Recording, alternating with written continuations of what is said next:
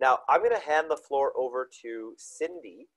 And the reason I'm going to hand the floor over to Cindy is because she is going to be talking to us about her initial foray into Airbnb. So, Jen, if you can promote Cindy to a panelist.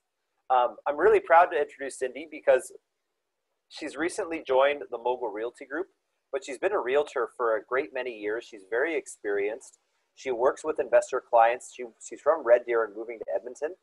And we couldn't be more thrilled to add a realtor of her skill, expertise, know-how, and energy to the Edmonton team. We like to focus on investors, and that's really Cindy's expertise. So she's an amazing fit. And part of her journey to Edmonton is getting her Airbnb set up. So Cindy, I'm going to let you take it away.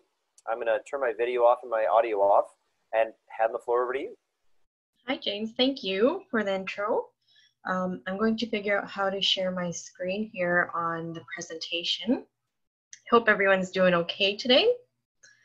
Let me figure this out. Oh my goodness.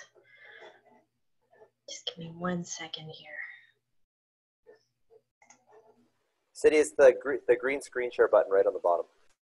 Yeah, it's not giving me the selection for my internet. Jen, did you give Cindy permission to have screen share? Looks like it. Just give me 1 second.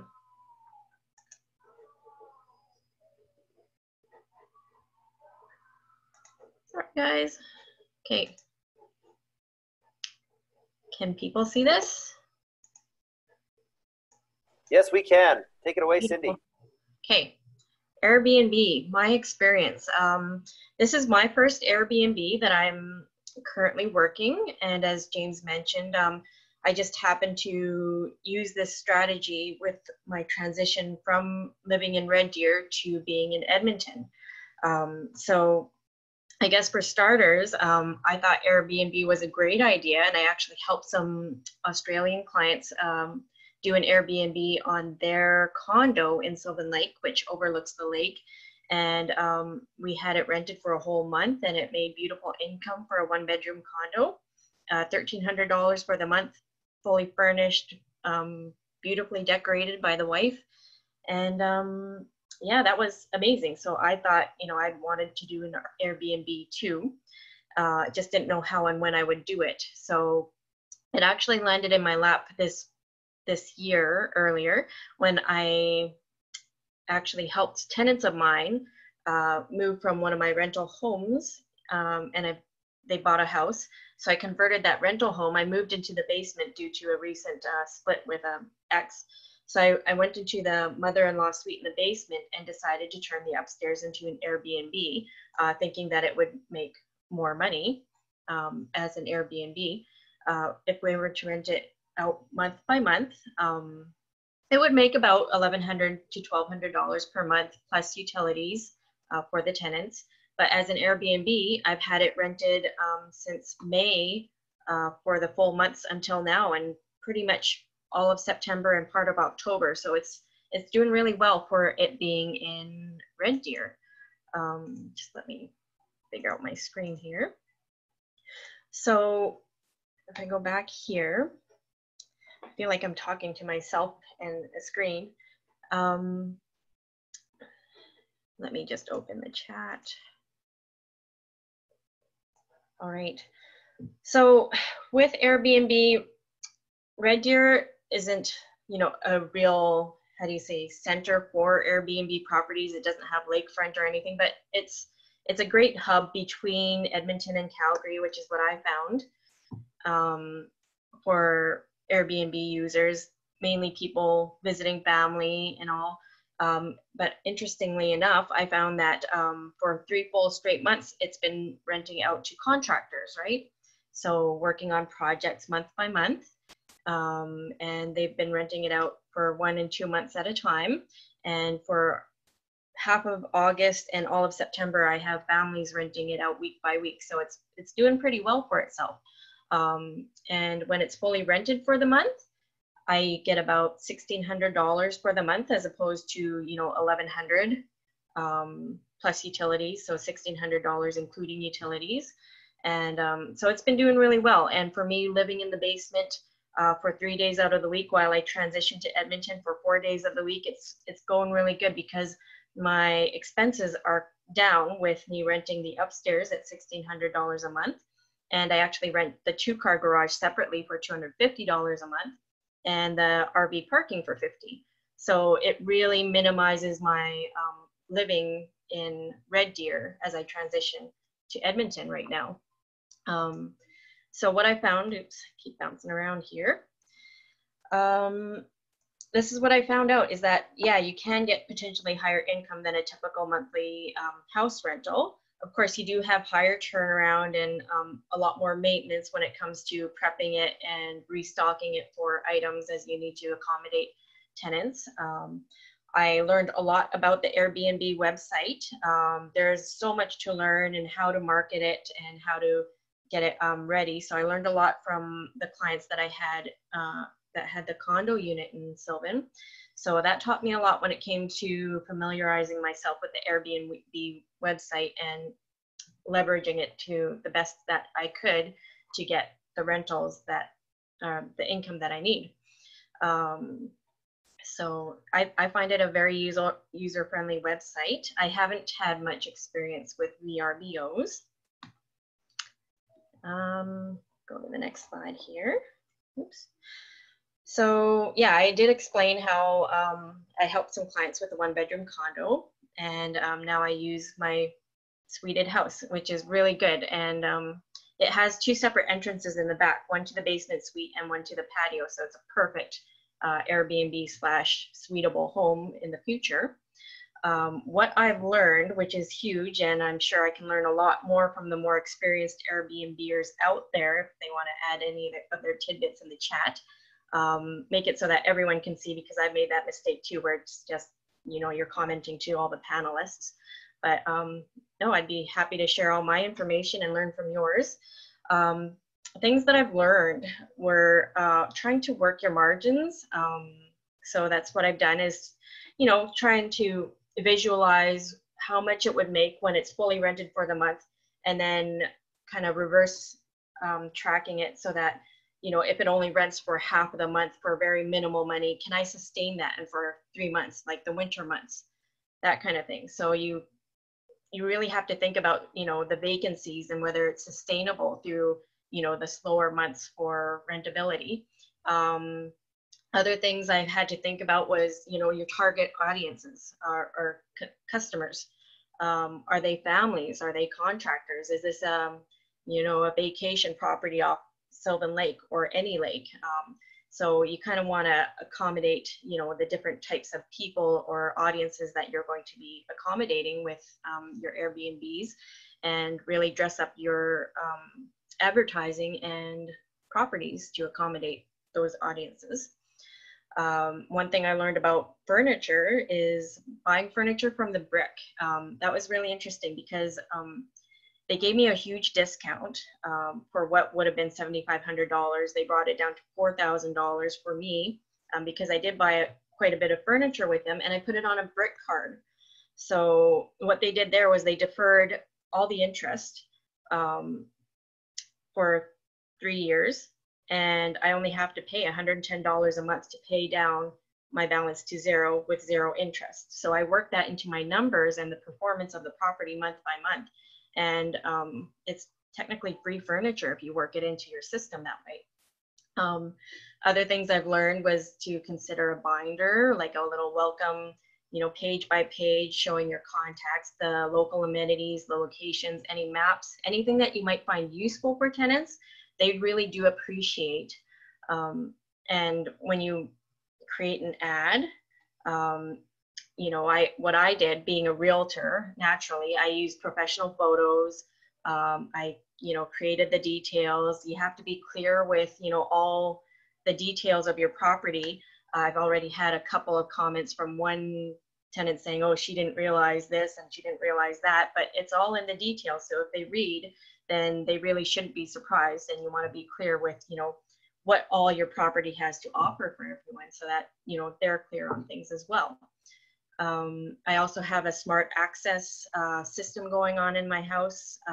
It's a Vivint system, so you can program from your phone the different passcodes for the doors and change the different doors so they don't have access to my unit, only access to the upper unit, and then separate access to the laundry room. So that's really convenient. Don't use a whole lot of cameras. I only have one placed in my unit just in case for security.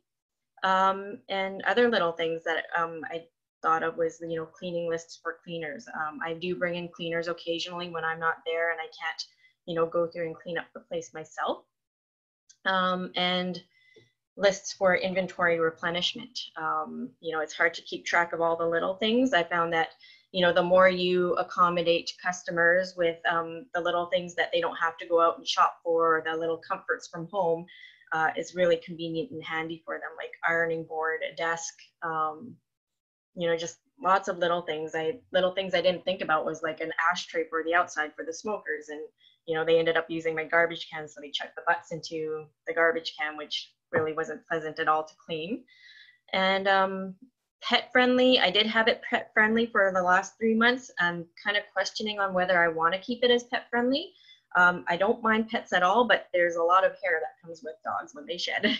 So it's harder to clean that way, and kind of on the fence about still accommodating pets. And insurance, I think a lot with Airbnb, they do have insurance coverage. I haven't had a chance to utilize their insurance and what they cover when it comes to damages. I see here that Shelley's commenting about allergies for the next client. So that's a good point. If I discontinue accommodating pets on my advertising, maybe it should be disclosed that, yes, there were pets previously in the property, and maybe people should be wary of any allergies with regards to that. What else? Yeah, and having pets, you know, it's kind of like rentals. I mean, if you're accommodating pets, then you might be increasing your rentability to those that, you know, can't get hotels that are pet friendly. And with romance here, charge them a fee if they come with a pet and use allergic-free products for pets. That's a good point. I did charge $100 pet fee for the monthly contractors that were renting for a couple months there, so that was kind of good. Other little things, items in inventory, and tech friendly. I'm finding that a lot of people like their tech toys and tech anything. So if you can accommodate their comforts, you know, with electronics and USB ports, and smart TVs is what I have, and people have been loving those. Barbecue, I do have. I just put one in there last 2 months because I did accumulate enough to go out and purchase a nice barbecue. And next on my list is to buy a fire pit. It's kind of fun shopping for things and garage sailing for, you know, trying to make it that much more comfortable of a unit for Airbnb, and patio furniture. So, you know, so far so good. I'm pretty happy with the way it's been performing. And it's been interesting that contractors have been renting them out month by month, and families are kind of renting it out now week by week, and pretty steady until mid-October now. And that's pretty much all I got. Very interesting journey. I do like the Airbnb. It does require a lot more attention if you are self-managing them for, you know, the turnaround and the turnover. So I'd be interested in learning how to get, you know, a system in place when it comes to relying on cleaners and landscapers to, you know, mow the lawn all the time when I can't. So good point here. Complimentary hand sanitizer. I do have those with wipes. Disposable masks are a good idea. And other than that, I guess that's my quick and simple presentation. Airbnb experience number 1, and so far so good. I might get another one in the future. We'll see. I don't know if anyone has any questions right now, or thoughts or comments. Cindy, I have a question. What were some of the most challenging parts about getting it set up? Like what took the most work? What took the most time? What was the biggest expense? Like what are some of the things people need to watch out for that they're going to have to put some extra time into?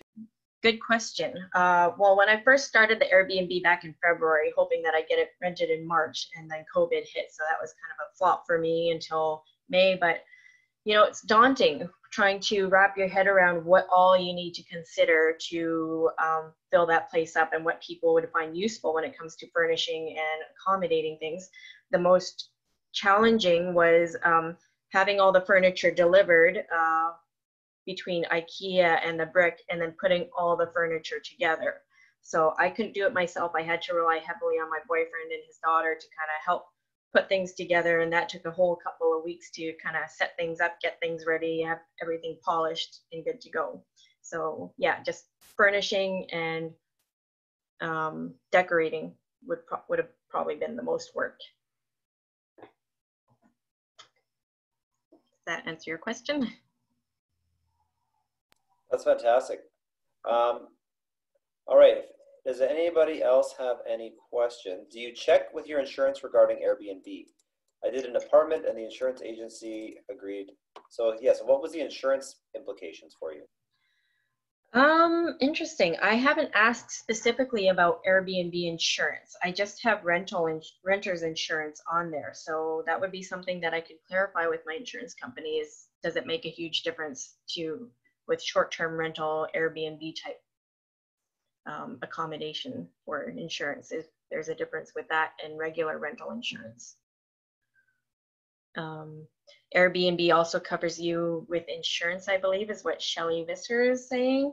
I think they do. I did Google how they help with insuring, you know, like damages. So they do have some help information on what they cover as Airbnb for insurance. I haven't had to make a claim yet, so I don't know, you know, how hard it is to claim or what their parameters are for claiming anything when it comes to that. It's probably good to have general liability insurance just in case anyone does get hurt on the property. Lots of talk about insurance, so definitely something good to look into. Am I claiming all my income? Is it fully taxable? Robin Oxley is asking. I am actually. I actually have this property, and each of my properties I have on different bank accounts, right? So I can kind of check, and if I do want to purchase a property in the future, everything's all organized into their own bank accounts for each property. So this one, I do have its own bank account, and I can see how it's, you know, being profitable and less profitable as it's, you know, vacated or as I buy things for the property. So that's kind of what I do. And then, you know, I just hand my, you know, statements and bookkeeping to my accountant, and they just calculate the profit from that property. And is it fully taxable? It's probably taxable like any of your other rentals as well. So I'm not an accountant. I can't advise how it's taxed, but I let my accountant take care of everything there.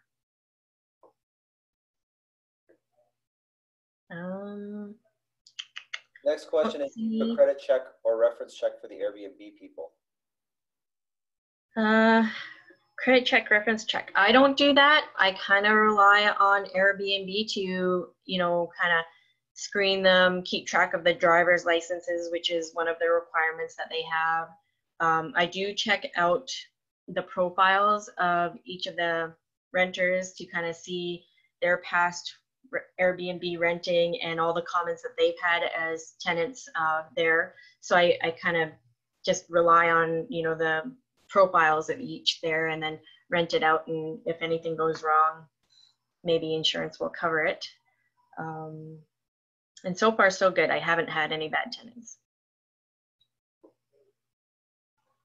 Anything else? Do you do the guest check-in yourself, or do you need to be there for guest arrival? I don't have it set up that I need to be there. I think people are just as comfortable to let themselves in. So the morning of them being renting the property, I text them the code, or I message them the code saying, here's the front door code. I actually leave, I don't have a binder right now, I'm working on it, but a letter on the kitchen counter explaining, you know, all the ins and outs of the property, how to access and how to do this. that kind of thing, which is very useful. So yeah, just texting the code.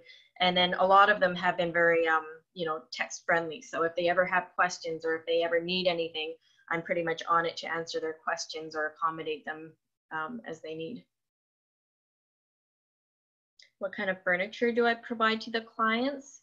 Angie's asking. Well, right now, you know, just the bedding, typical furniture, dining table, couch, TV. I have 2 smart TVs in there, dressers, hangers, which is like an afterthought that, you know, maybe hangers would be handy for people, right? And different kitchen appliances. People seem to like having a lot of the, you know, their kitchen items, you know, right there. So I have a Keurig coffee maker. I have an ironing board, toaster oven, 4-piece toaster, just lots of things. I do have an air conditioner in the property that was bought with the property. What other types of furniture? A desk is one of the things that Airbnb recommends. So having a workstation. Pretty basic. One thing that has been for me is buying enough linens, and you know, just being able to cycle the linens and keep them sanitized is huge, because you know, with COVID, you want to make sure that you're cycling your linens and keeping them fresh. I have a lot of towels, 2 or 3 different types of bedspreads, and 2 or 3 types of bedding, because you know, you have your cold season, your warm season, and your hot season. So I have like 3 different bed coverings for each bed. What else? Internet. I do provide internet. I mean, it's just one of those things, like if you were to rent somewhere, ask yourself, what would you like to be accommodated with? And internet is huge. Having cable TV is what I have. And then people can actually hook their phones up to the smart TVs, which is kind of handy, because then they can watch from their own personal Netflix accounts. What else here? Yeah, furniture is pretty simple. Another hard thing for me was decorating it with really nice art pieces. So fortunately, I have like a huge, well, part of a garage full of home staging items that I actually, you know, put throughout the home to make it, you know, that much more homely. What else? I have a whole bunch of questions here.